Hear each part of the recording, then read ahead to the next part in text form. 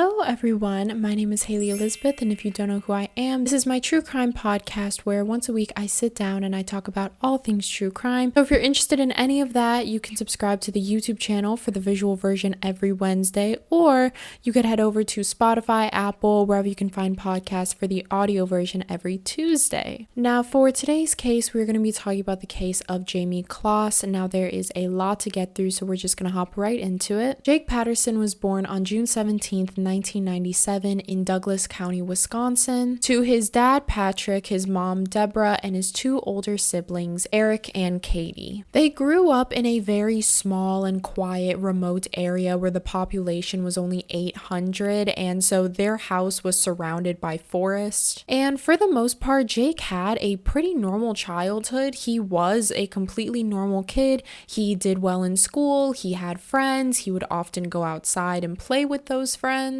And he would get in trouble occasionally with his friends, but it was nothing concerning. But in 2007, when Jake was 10, all of that would change when his parents got a divorce. This was his entire world flipped upside down. His parents ended up selling the family home. His mom and dad ended up getting separate homes, with the mom living more in the suburban area while the dad got a remote cabin in the woods. The couple ended up getting joint custody, so Jake stayed with his mom during the week and his dad on the weekends. But this transition did not do well on Jake. He after this became a very rebellious child. He would often act up in school, and he was known in school for his extremely short temper. And because of his short temper and also him living full-time with his mom, this completely strained him and his mother's relationship, where the two of them did not get along. In 2011, at the age of 14, when he was entering high school, a lot of people described him as very quiet and reserved. He was very nerdy and geeky, and he also had a very close clique of friends, but he didn't really do anything in school like sports or clubs. And other than his close clique of friends that he had, he was mostly just on his own. As I said, although Jake was very quiet and reserved, he was known for his violent outbursts, and entering high school, he would get mad at the smallest of things, and it would get to the point where sometimes kids would try to poke fun at him in order to get him to that point. And he would get extremely angry at the smallest of things. Like, for example, there was a kid in the class that accidentally kicked a ball at Jake, and Jake got so mad that he went up to him, started yelling at him, and then picked up the ball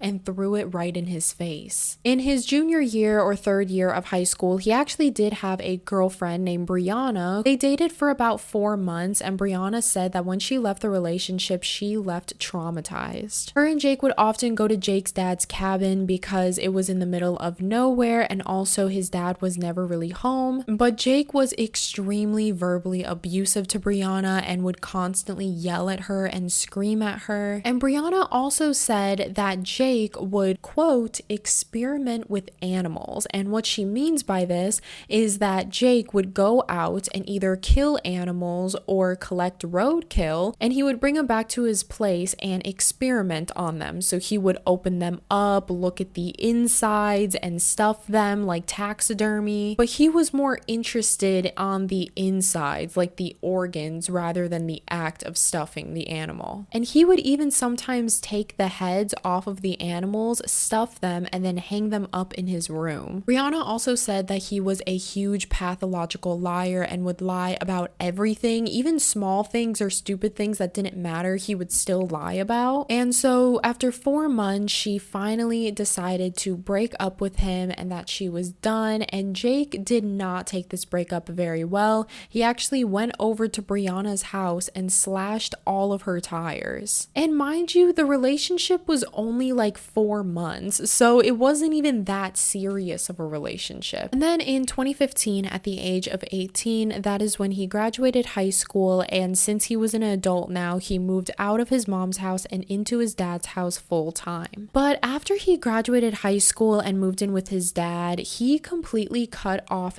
everyone from high school. Even when he was in his senior year, he didn't go to his prom, he didn't take his senior photos. Even the close clique of friends that I was talking about earlier that he had, he literally got a new number, a new email, and when the friends tried to reach out to him, he refused to give his new number and email to them. He just simply dropped every person that he knew new and completely isolated himself. Now, at the time of Jake moving into the cabin, the father wasn't living there anymore because he got a second house, so he kind of used the cabin as a vacation-y spot. So the only people that were living at the cabin was Jake and his older brother Eric, and Eric is actually 4 years older than Jake, so Eric is 22. But although he was the older sibling, he was not a good role model because he had a very long criminal history. He had multiple charges and convictions, even including SA. And he actually just got out of prison. He recently just spent 8 months in prison after being caught making drugs. And so after high school, Jake didn't go to college. He instead wanted to join the Marines. So after high school, instead of Jake going off to college, he actually went into the Marines. But one thing about Jake is that he is extremely lazy. And if you guys know anything about the Marines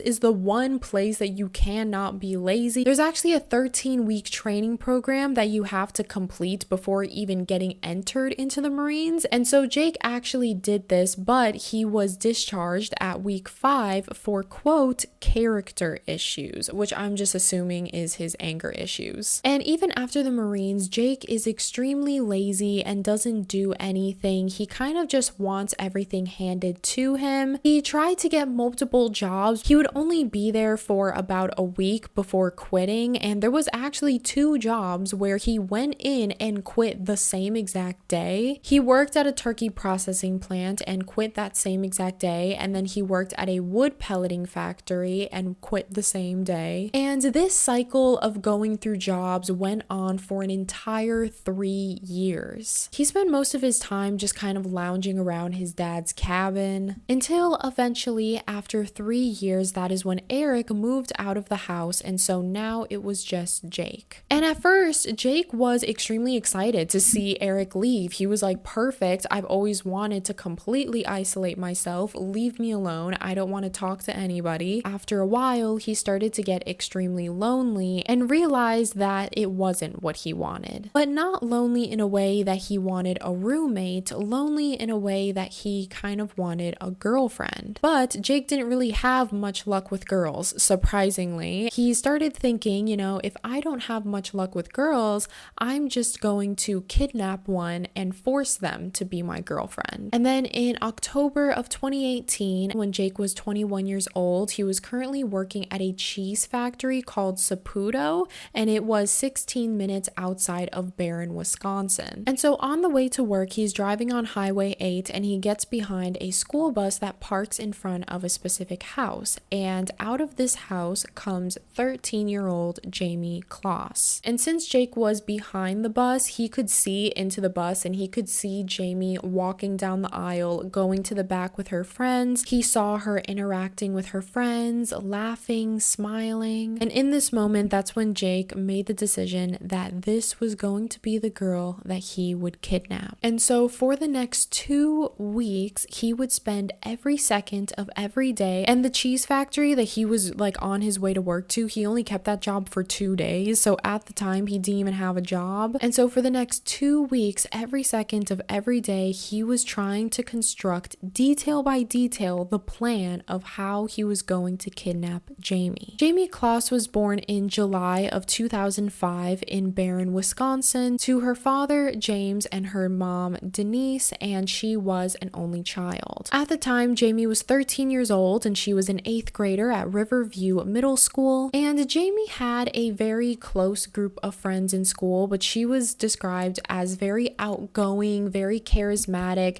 She was kind of the funny girl that everyone wanted to be around. She loved being active, such as dancing, volleyball, ice skating, and she also had a dog named Molly who was her absolute best friend. Them two would do everything together. Both of her parents actually worked at a turkey processing plant, and ironically, it was the same turkey processing plant that Jake actually worked at for a day, but it was said that since like the factory was so big and Jake was only there for a day, it's not likely that they would have seen each other. Denise loved gardening and James was a huge Green Bay Packers fan. Denise and James were described as a cute, lovely couple. They were so sweet and kind to each other. They loved giving back to the community, and Denise was actually a part of the local church and would often do community service for the local church, and it was also also said that James would constantly go on and on about his high school football glory days. And the Closs family as a whole was a very, very close-knit family. As I said, Jayme was an only child, so they did everything together. This was like their only baby. But unfortunately, all of that would change on one morning, October 2018, when Jayme was walking out of her house to get on her school bus like she did every morning. But what Jayme didn't know was that the car parked behind that bus would later change her life forever. Jake at this point started to become obsessed with Jayme. Now, I just want to reiterate, Jayme is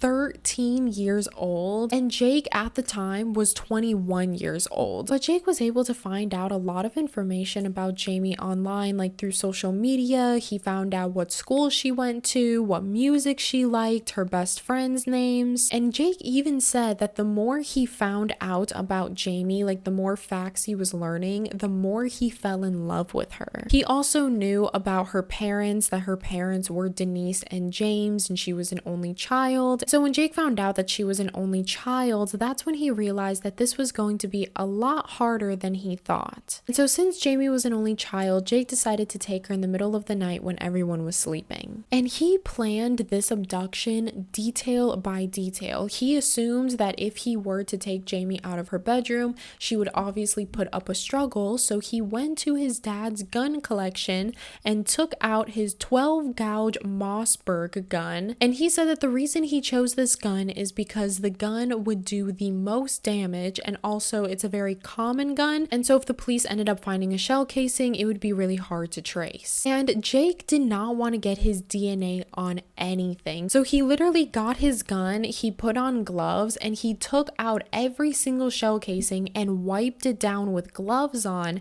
to make sure that there was no fingerprints on it. He also shaved his entire body because he didn't want to get a single hair of DNA anywhere. And he also prepared his car as well. He ended up switching the plates off of his car and another car, so if his car was seen on like security footage or something, it would be the wrong plates. He also removed all of the interior lights, so if he were to open or close the door, you couldn't see anything on the inside. And also in some cars, they have this safety feature where it's a cord inside of the trunk to say like if you were to be trapped in a trunk, all you need to do is pull this cord and the trunk pops open, but Jake ended up cutting that cord. He also went out and bought a black ski mask, black gloves, and all black clothing. And so once he felt like everything was in order, that is when he decided to execute on the plan. October 11th of 2018, in the middle of the night, he got ready, he put on his outfit, he grabbed his gun, he reshaved everything. He goes to Jayme's house, but when he goes into the driveway, he actually sees that there's a car in the driveway with their headlights on. So this freaks him out, so he immediately backs up and he kind of pretends as if he's like pulling into the driveway to make a U-turn, and then he just sped off. 2 days later, on October 13th, Jake actually returns, but this time around he makes it all the way up the driveway before realizing that in the basement the light was on, and this freaked him out because he thought that someone was awake, and so he just got in his car and sped off again. Then on October 15th of 2018, this would be the last time Jake would return to the house. And Jake knew that this was going to be the last time he was going to show up. He wasn't going to mess up. He wasn't going to get scared and run away. He was going to come for Jayme. So as he was driving there, he was kind of rehearsing what he was going to do, and if he were to come in contact with the parents, what would he say? And he even said, as part of like his rehearsal, if he were to come in contact with the parents, obviously the parents are going to plead with him not to do anything, and he said that if that were to happen, he would put the gun to his head and say, if you step closer, I will kill her and then myself. And I just thought this was wild because, as I said, Jake literally laid eyes on Jayme for the first time a week ago, and now he's willing to die for her. So Jake pulls into the driveway, he gets out of the car, he walks up to the house, but as he's walking up to the house, as I said, Jayme had a dog named Molly. Dogs sense danger and dogs sense when someone is walking up to the house, so immediately before he even gets to the door, Molly starts barking. Molly's barks actually wakes up Jayme, and so Jayme looks outside her window, and that's when she sees this man all dressed in black with black gloves, of a black mask, so she runs to her parents' room to tell them what's going on. James told Denise and Jayme to go hide somewhere while he went downstairs to go investigate, and when he went downstairs, he looked through the front door window and he saw the man all dressed in black, but James thought that maybe it was a police officer, so he started yelling, "Show me your badge, show me your badge," before Jake slowly walks up to the door, pulls out his gun, points it at James, and says, "Get down on the ground." And so at this point, James is shocked, and so he's just standing there, and that's when Jake points the gun at James and fires. And unfortunately, James died instantly. And so Jayme and Denise are upstairs hiding, and they hear the gunshot, and they start panicking. So they run to the bathroom, they lock the door, barricade themselves in, and then they grab the shower curtain, wrap themselves up in the shower curtain, and hide in the tub. And Jake at this point is in the house. He's going through every single room. He's rummaging through everything, trying to figure out where Jayme is, until eventually he gets to the parents' bedroom, and when he tries to open the bathroom door, he realizes it's locked. He tried to kick down the door at first, but was unsuccessful, and at this point, that's when Denise had realized that she had her phone on her, so she immediately starts to dial 911, but as soon as the dispatcher picks up the phone, Jake had successfully opened the door. And the 911 call for this is just absolutely terrifying. All you hear is extremely painful screaming. County 911, where is your husband? Somebody I just want from. Hello? Somebody.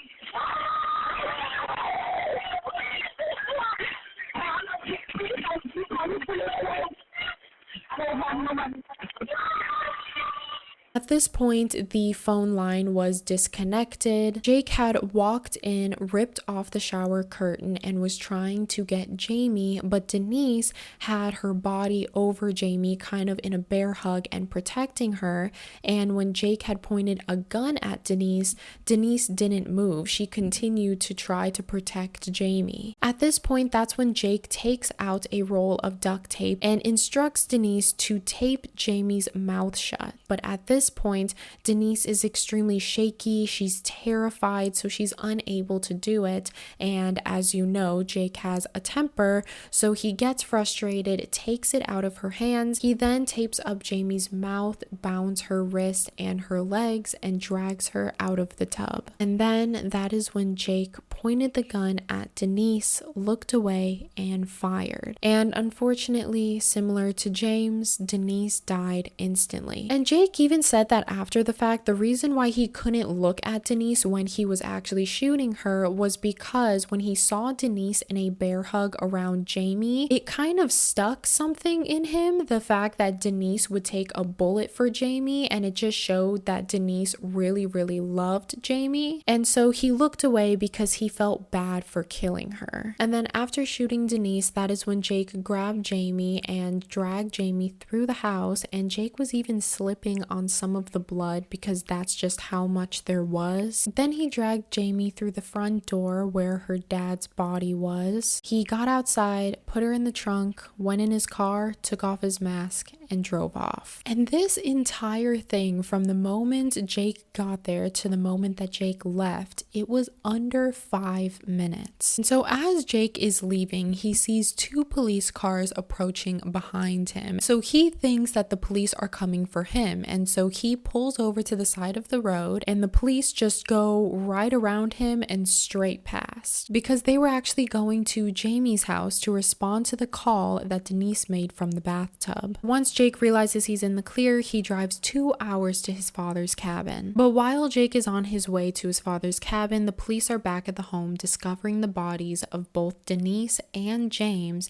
but then they realize that 13-year-old Jayme is gone. Jake eventually makes it to the cabin, and when he does, he takes Jayme out of the trunk and takes her inside the home. And inside the home, it was so claustrophobic. There was trash everywhere. You couldn't even really walk. There was food molding all over the place. It was dark and cluttered. And so that is when Jake took Jayme to his bedroom and instructed her to put on the pajamas that he had got for her while he watched. And so that is when Jake just basically told Jayme that this was going to be the place that she was going to live at forever. And so then they went to the living room and Jake took his shotgun and laid it down next to him, and he went over the house rules. So he basically said that if she screamed, if she tried to run away, if she tried to contact anyone on the outside, he would kill her. And he also said that if one day the police came through the door or if someone came looking for her, they would not take them alive. In Jake's room, he had a twin-size bed that kind of laid up against the wall, and that's when Jake told Jayme that she could sleep underneath the bed. Underneath the bed, there was one pillow and one blanket, and surrounding every opening of the bed was plastic bins filled with weights. And so Jayme was trapped underneath this bed, extremely claustrophobic, nowhere to move, you can barely breathe,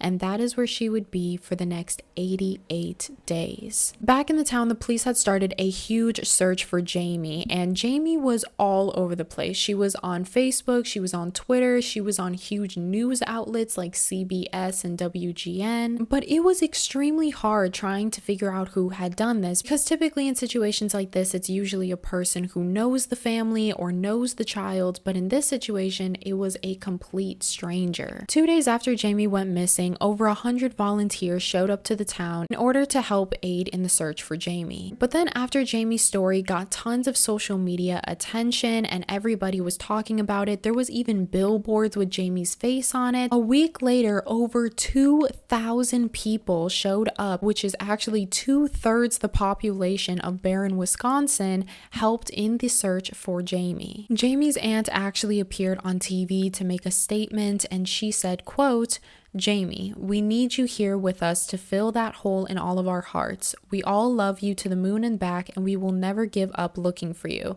Your dog Molly is waiting for you and sleeping in your sweatshirts." And on October 24th of 2019, that's when the FBI put out a $25,000 reward to anyone who had any information that would lead to an arrest. And actually, the turkey processing plant that both of the parents worked at matched the reward. So now the reward had gone up to $50,000. But 2 weeks had passed and nobody found anything. At the house, there was no DNA, no fingerprints. And while everyone was out there in search for Jayme, Jake was back at the house rubbing his hands together and praising his ego, thinking that he got away with this. Jake had created a prison for Jayme underneath his bed, and she wasn't just underneath there when they slept, she was there whenever he left the house as well. But when Jake was home, he would let Jayme out and let her freely roam around the house, because as I said earlier, the only reason he abducted Jayme was because he wanted a friend/girlfriend. And so the first week of Jayme's captivity, she basically ignored Jake. She didn't talk to him, she didn't look at him, she didn't accept any food that he gave her. But as I said, Jake has a temper. So after 2 weeks, he was completely fed up and lashed out on her and basically forced her to interact with him. So at that point, they started talking more. They would watch movies together, they would play board games, they would talk for hours. And so Jake at this point is very joyful. He's thinking, oh my God, finally Jayme is coming around to the idea. She's gonna be my friend and later girlfriend,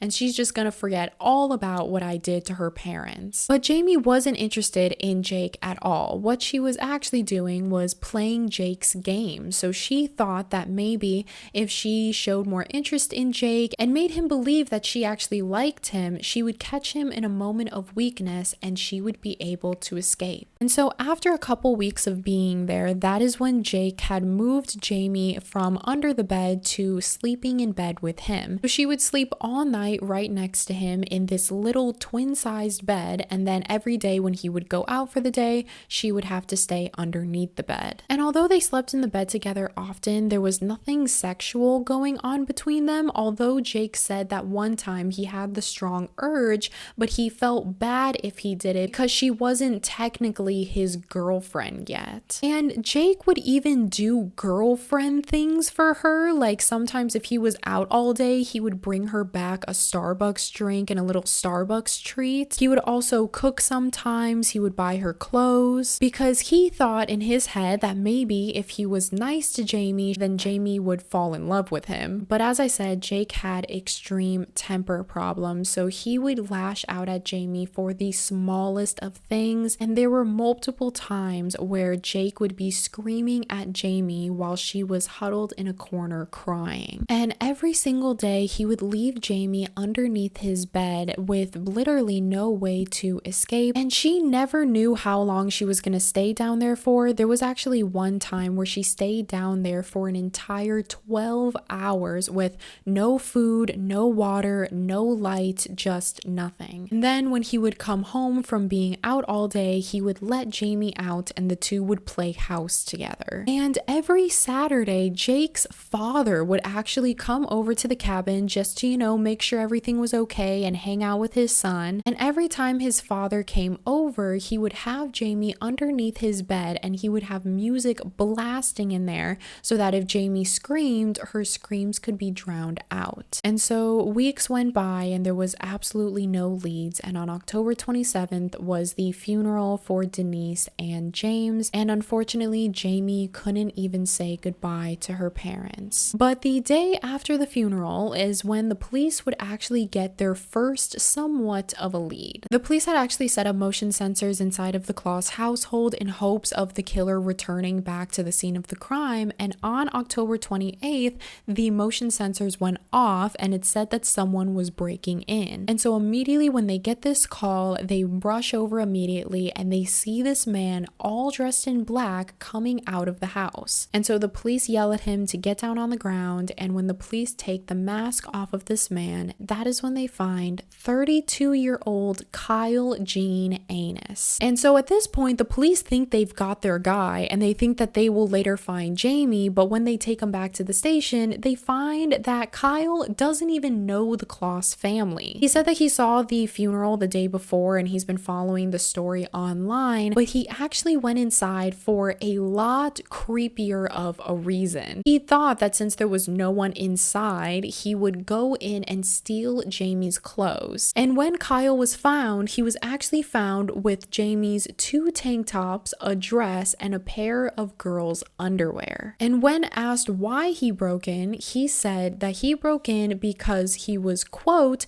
curious about what size Jayme was. And so although the man claims not to know the Closs family, it was known that he worked at the same turkey processing plant as the parents, so who really knows if they knew each other or not? But he was later cleared of suspicion for the kidnapping of Jayme and he was just arrested for burglary. 2 months go by in December of 2018 and the police still find nothing. And Jayme at this point is unfortunately starting to accept her reality, and she's starting to accept that no one's coming to get her and the only way she's going to leave is if she escapes. And so one night Jake actually got drunk and started to talk to Jayme, and he confessed to Jayme that he felt extremely guilty about kidnapping her. And he basically said, I feel so guilty, I feel really bad for taking you from your parents, and I feel bad for killing your parents, and actually if you want to write a letter to your aunt basically telling her that you're alive, you can do that if you want. And so Jayme is thinking that this is her way out, this is her escape. She can tell her aunt that she's at least alive and maybe tell her where she's at, but unfortunately the next morning when Jake woke up, he had sobered up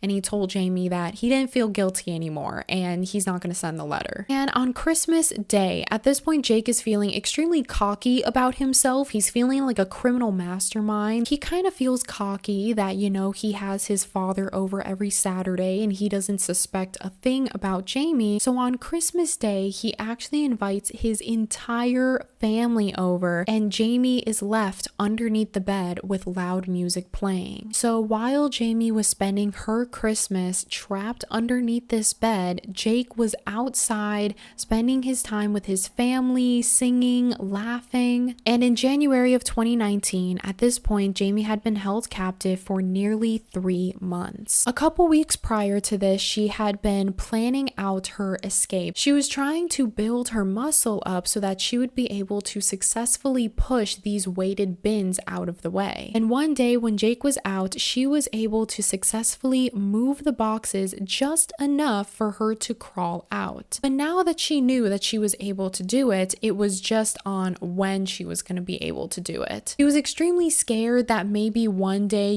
Jake would say he's leaving, but then he doesn't actually leave. He just wants to see if Jayme will try anything, or if she's in the middle of escaping and Jake comes home and catches her in the act. And that was until one day when Jake went to put Jayme underneath the bed. He actually told Jayme that he was going to be out for 5 to 6 hours because he was going to try job hunting in the city. So when Jayme heard 5 to 6 hours, she thought, this is my window, this is my time. I have 5 to 6 hours to get out of here and run away from here as far as possible. And when she hears Jake's car drive off, she pushes the boxes. She was able to push the boxes enough to make a small hole for her to crawl out of, and she successfully crawled out. She immediately runs to the door, but this was Wisconsin in January, so there was a bunch of snow on the ground, so she put on Jake's New Balance shoes and ran outside. But when she ran outside, she was completely terrified because Jayme still doesn't know where she is. She doesn't know if this forest goes for miles. She doesn't even know what state she's in. So Jayme picks a direction and she just starts running until she comes across a woman named Jean Nutter who's walking her dog. Jayme goes up to this woman and she's, frantic. She's saying, I was kidnapped. And the woman looks at Jayme. She had all torn up clothes. She looked disheveled. She looked malnourished and she was wearing shoes that were way too big for her. And that's when Jayme told the woman, my name is Jayme. I was kidnapped. And when Jean heard the name Jayme, she knew exactly who Jayme Closs was. Because as I said, this story was all over the place. Jayme was even on billboards, so everyone knew who she was. And so that's when Jean and Jayme ran to the nearest home, and it was the home of Patrick and Kristen. The woman safely gets Jayme into the house, and that's when Jayme tells the 3 adults that she was kidnapped by a man named Jake Patterson. And Peter and Kristen kind of get a little shiver when they hear the name Patterson because they know the Pattersons. The Pattersons only live a couple doors down from them, but they do know that Jake has a very, very short temper, and so they're scared of what Jake is going to do when he comes home and finds that Jayme is gone. And so that's when Kristen immediately calls the police. County 911. Hi, I have a young lady at my house right now, and she says her name is Jayme Closs. Okay, what's your address? 14. It's in Gordon, Wisconsin.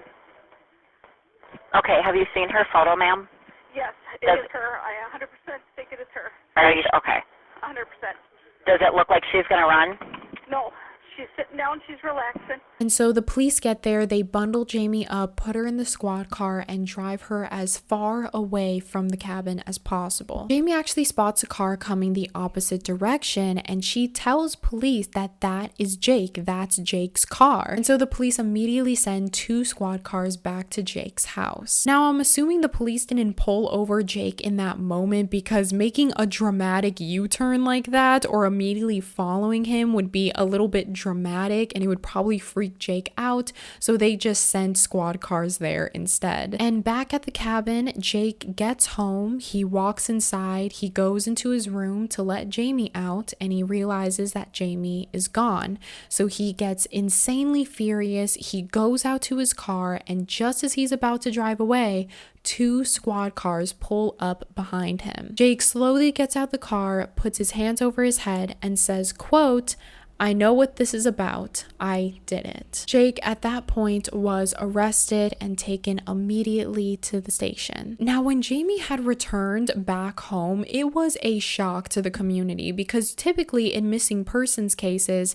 after like the first 72 hours, it's assumed that the person is dead. But Jayme was gone for 3 months, and out of her bravery and strength, she was able to come home alive. And when she returned home, she actually returned home home to her aunt, who would later sign papers to become her legal guardian. When Jayme came back, she came back with so much light and love from the community. She reunited with her dog, Molly, and she was even given an award called the Hometown Hero Award by the state of Wisconsin. Now, back at the station with Jake did not shy away at all. He gave the police every single detail. He was super cooperative, but Jake said that the only reason he confessed is because he didn't want to see Jayme go through the stress and trauma of a trial. But while awaiting trial, however, Jake actually wrote a letter to a news outlet saying how sorry he was, and it was stupid what he did. But you can tell in the letter there's not a single ounce of remorse, because he literally starts the letter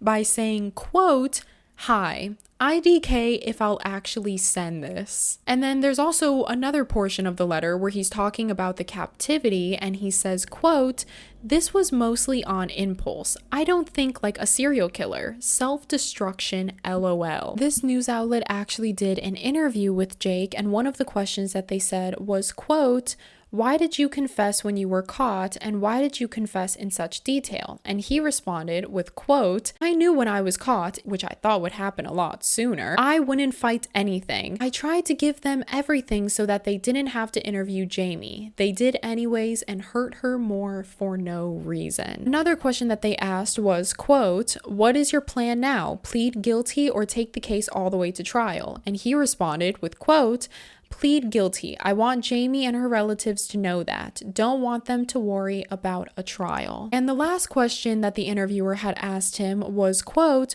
"What was your long-term plan if Jayme had not escaped that day?" And he responded with, quote, "Won't say. It was really stupid though, looking back." So even in that interview, you can totally tell he has no remorse. The fact that he's calling what he did a stupid thing as if it's nothing. And Jake ends off this letter by saying, in bubble letters, mind you, quote, "I'm sorry, Jayme. I know it doesn't mean much." Jayme's hometown was actually visited by Elizabeth Smart. For you guys who don't know who Elizabeth Smart is, Elizabeth Smart actually went through a very, very similar kidnapping to Jayme's. She was taken from her home back in 2002 at the age of 14 years old, and she ended up escaping after 9 months of captivity. And so Elizabeth Smart visited the town and basically gave advice to Jayme and the town of how to heal through this, because no one is really going to understand what Jayme went through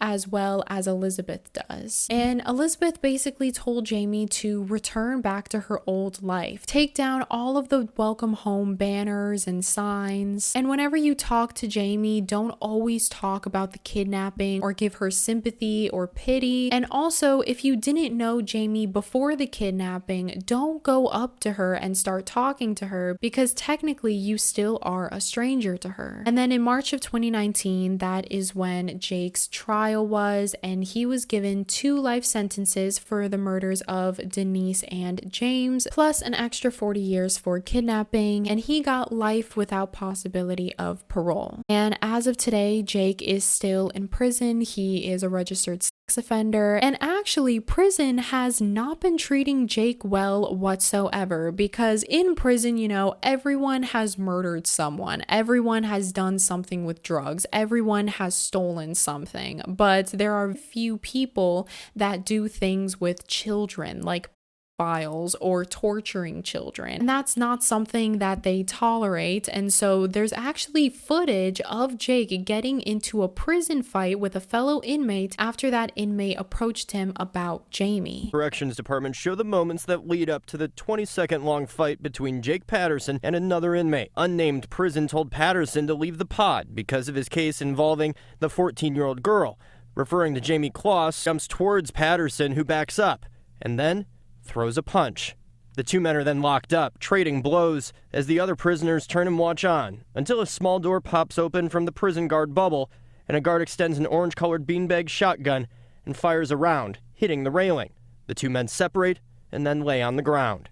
And in prison, Jake actually made a friend that you guys may or may not know, but his name is Chris Watts. Now, if you guys don't know who Chris Watts is, Chris Watts murdered his pregnant wife as well as his 2 children aged 4 and 3, and then he dumped his pregnant wife's body in a shallow grave, and then he dumped his 2 daughters' bodies in crude oil tanks. And so Jake and Chris were actually neighbors, and they became friends in prison, and there were even some occasions where Chris would stick up for Jake. As of today, Jayme seems to be doing very well. She seems to be trying to get back to her normal life. Back in 2020, her aunt actually did a little update and said that after 2 years, Jayme is finally getting back into dancing and trying dance teams again. Jayme, as of today in 2023, is now 18 years old and is suspected to still live with her aunt. I hope that Jayme has found peace or is on her way to find peace through all of this, but it's honestly really beautiful to see how Jayme is getting out and living her life again, and she's not letting Jake stop her from doing that. Jayme actually made a statement where she said, quote, "Jake Patterson took a lot of things I loved away from me. He took my mom, my dad. I loved my mom and dad very much. He took them away from me forever. I felt safe in my home and I loved my room and all my belongings. He took that too. My parents and my home were the most important things in my life, and he took them away from me in a way that will always leave me with a horrifying memory. But there are some things Jake Patterson can't take away from me. He can't take my freedom. I was smarter and I took back my freedom. He thought he could control me, but he couldn't. I was brave and he was not. He thought he could make me like him, but he was wrong. He can never ever change me or take away who I am. I will go on to do great things in my life and he will not. He stole my parents away from me and almost everything I love from me. For 88 days, he tried to steal me and he didn't care who he hurt or who he killed to do that. He should stay locked up forever." But yeah, that is the end of today's case. If you guys found this case interesting, make sure to give it a thumbs up and subscribe. If you want to follow me on any of my socials, like my Instagram, that will be linked down below, as well as my PO box if you want to send me anything. But yeah, I hope you guys have a wonderful rest of your day. Make sure to get outside today, get some fresh air, drink some water, be safe out there. And as always, I love you, I love you, I love you, and I will see you guys next week. Bye.